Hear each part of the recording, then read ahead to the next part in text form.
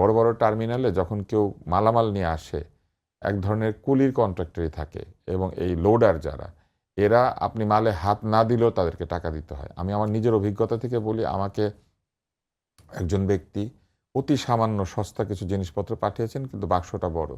আমি সেটা যখন নিতে গেলাম তখন বলল যে এটা উপর থেকে যে নামানো হয়েছে আমি নিজে এটা রিক্সা দিয়ে তুলে বা কোনো যানবাহনে করে নিতে পারবো, কিন্তু এটা যে নেমেছে এই টার্মিনালে সেই কারণেই এই টাকাটা দিতে হবে, এবং এটা একটা নির্দিষ্ট টাকা আছে, এটা দিতেই হবে। এই টার্মিনালে যে যেভাবেই মাল আনুক, যদি বাসের ছাদে করে আনে, এই নিয়মটা কারা করছে? এটা কি এর সরকারের কারা সমিতি, করেছেন মালিক আমরা সমিতি? জানি না, এটা হয়তো ওই যে কুলির কন্ট্রাক্টর ইজারা যিনি নিয়েছেন, বা আমি জানি না কে করেছে। এটা তো বৈধ না।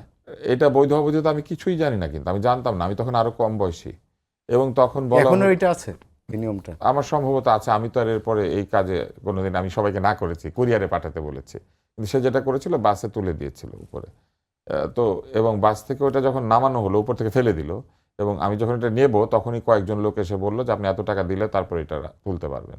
তখন আমি এত পরিচিত না, অথবা তারা আমাকে পাত্তাই দিচ্ছিল না, ওইরকম একটা অবস্থা আর কি।